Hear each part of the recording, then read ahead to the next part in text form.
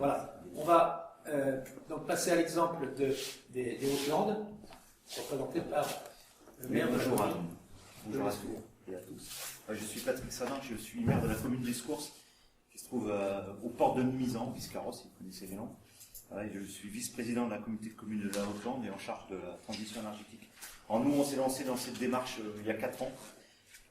En fait, peu après les dégâts de la tempête Klaus. Et en fait, on avait déjà cette fibre pour avancer sur la transition, mais c'est vrai que la tempête Klaus a été l'élément déclencheur. Il faut savoir que nous sommes commune forestière. Juste pour vous situer, Escours, qui est une commune de 640 habitants, on a 11 000 hectares. Donc pour vous citer la surface. Pardon. Sur 11 000 hectares, combien de forêt? Combien en forêt? On a 85% de forêt. Donc, et sur la communauté de communes, il y a 80 000 hectares. Donc, à cette période, on a été approché, une fois que la tempête Klaus s'est passée, on avait toutes nos forêts qui étaient par terre. Certains opérateurs sont venus nous voir en disant, voilà, monsieur le maire, voilà, si aujourd'hui vous avez vos bois par terre, vous n'avez plus de recettes. Si vous voulez, on vous propose des recettes de substitution. Et quand on parle de recettes de substitution, c'est des appareils de production d'énergie renouvelable, que ce soit les panneaux photovoltaïques et les éoliennes. Évidemment, on parle des taxes. Voilà. Et nous, si vous voulez, on s'est dit, bon, bah, c'est bien, mais c'est la solution de facilité. C'est vrai que la solution de facilité pour un élu, c'est d'appeler un opérateur. L'opérateur vient, il installe son appareil de production et les collectivités, les catégories de collectivités touchent les taxes. Mais nous, on a voulu aller plus loin. Déjà parce qu'on avait des exemples, et c'est des exemples qui nous plaisaient pas, c'est qu'on voyait arriver sur notre territoire, je ne donnerai pas d'exemple, je ne donnerai pas le nom, mais des sociétés qui sont détenues à 75% par les fonds de pension, avec les sièges sociaux aux îles Caïmans, et qui ont reçu pratiquement 500 000 euros d'argent public, et nous, c'est pas le système qu'on voulait. Donc on s'est dit, il faut absolument, nous, collectivité, petite collectivité, vous imaginez qu'on n'est pas riche, il fallait qu'on essaye d'inventer quelque chose pour qu'on puisse, nous, collectivité et citoyens, et ça c'était vraiment une envie de départ, on voulait absolument que la collectivité et citoyens puissent investir dans l'appareil de production.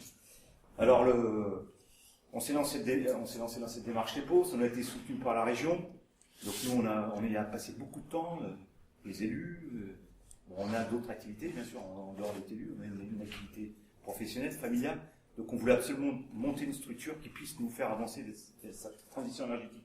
Mais comme on n'a pas de sous, mais qu'on a des idées, on s'est dit, ce qu'on va faire, on va déjà recenser une partie des bâtiments communaux qui seraient bien positionnés pour recevoir des panneaux photovoltaïques. Voilà, on a déposé des déclarations préalables, on a une trentaine de toitures qui vont être équipées en 9 kW.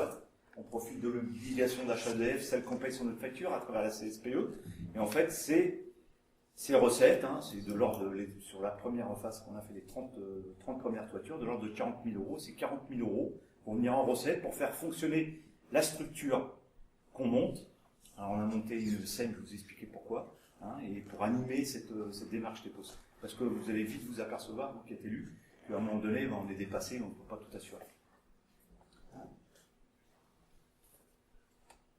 Alors ensuite, on a voulu absolument monter une scène, mais on a réfléchi, bien sûr les panneaux photovoltaïques en toiture, on a dit que c'était juste pour le fonctionnement, mais il fallait absolument qu'on arrive à trouver des projets qui sont un peu plus importants et qui auraient un retour financier intéressant pour que ces recettes puissent servir au territoire.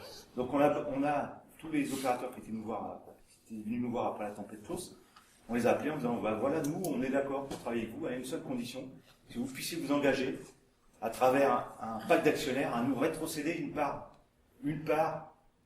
du capital de la société que vous allez monter. Donc on a approché les opérateurs, pour la plupart c'était des opérateurs étrangers, on avait 2 opérateurs français avec qui on était en discussion aussi, qui étaient EDF Énergie Nouvelle et Valorem ici présents. Alors au début, c'est vrai que les opérateurs vous regardent, vous dites, mais monsieur le maire, si vous avez 20% d'un parc de 15 éoliennes, une éolienne en gros c'est 4,5 millions d'euros, vous imaginez pour une petite commune, vous n'allez jamais y arriver. Donc nous on a dit, écoutez, ça c'est pas de votre problème, on vous demande juste de nous l'écrire. Et après on a essayé d'imaginer comment nous on pouvait investir sans argent. Et bien il y a quelque chose qui est très simple, mais à la fois qui est un engagement politique fort, c'est de dire, à partir du moment où vous avez un appareil de production qui fonctionne, vous touchez les taxes, ce qui remplace la taxe professionnelle, l'IFER, la CVAE, la CET et l'allocation des terrains si vous êtes propriétaire des terrains. Et nous on s'est dit, après tout ces taxes aujourd'hui on vit sans, on n'est pas malheureux, on n'est pas riche mais on n'est pas malheureux, après tout ces taxes ça va être un levier pour pouvoir investir dans l'appareil de production. Alors, on a passé des accords, on a passé un accord définitif avec Valorem ici présent, et ils se sont engagés à nous rétrocéder jusqu'à 50% du parc. Alors, je dis bien, ils se sont engagés à nous rétrocéder 50% du parc. Et nous, on n'a pas d'obligation, ça sera un choix à faire. Mais on s'engagera à partir du moment où on touchera ces taxes, donc l'année N+2, vous avez en plus le retour de savoir si vous avez un appareil de production qui fonctionne comme on vous l'avait annoncé, parce que des fois on a des surprises entre ce qu'on vous annonce et ce qui est réellement produit, des fois dans le bon sens, des fois dans le mauvais sens. Et à partir du moment où l'appareil de production fonctionne bien, qu'il produit, qu'il rapporte, nous avec ces taxes, on va racheter une partie des parts sociales. Ça fait que l'année N+3, on sera propriétaire d'une partie de l'appareil de production, on touchera toujours les taxes, et ainsi de suite, jusqu'à temps qu'on récupère nos 50%. Alors ça, c'était le première démarche, et on a passé un accord avec la Valorem. Ce qui veut dire que, vous avez bien compris, qu'on n'a pas besoin d'argent pour investir.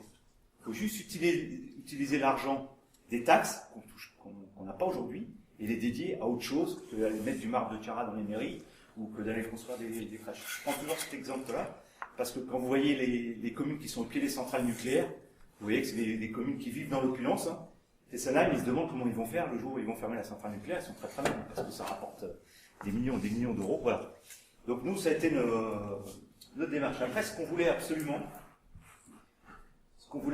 c'est inclure le citoyen. Donc, jusqu'à l'heure, hein, même si je sais qu'il y a une structure qui est prévue notamment dans la loi de la transition énergétique, d'autres structures juridiques que la SEM, nous, ce qu'on voulait absolument, c'est que le citoyen puisse investir avec nous.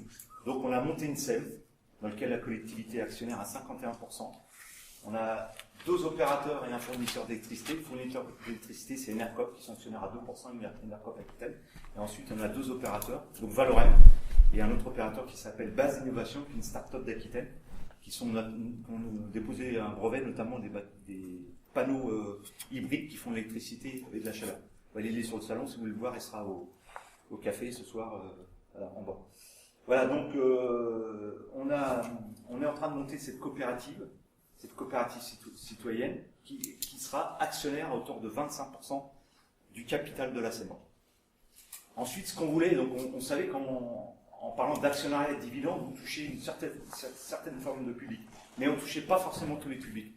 Donc on a approché les banques, notamment le crédit coopératif et le crédit agricole, en disant voilà, nous demain, quand on aura besoin de lever des fonds pour investir dans l'appareil de production, on veut que ces fonds soient levés localement.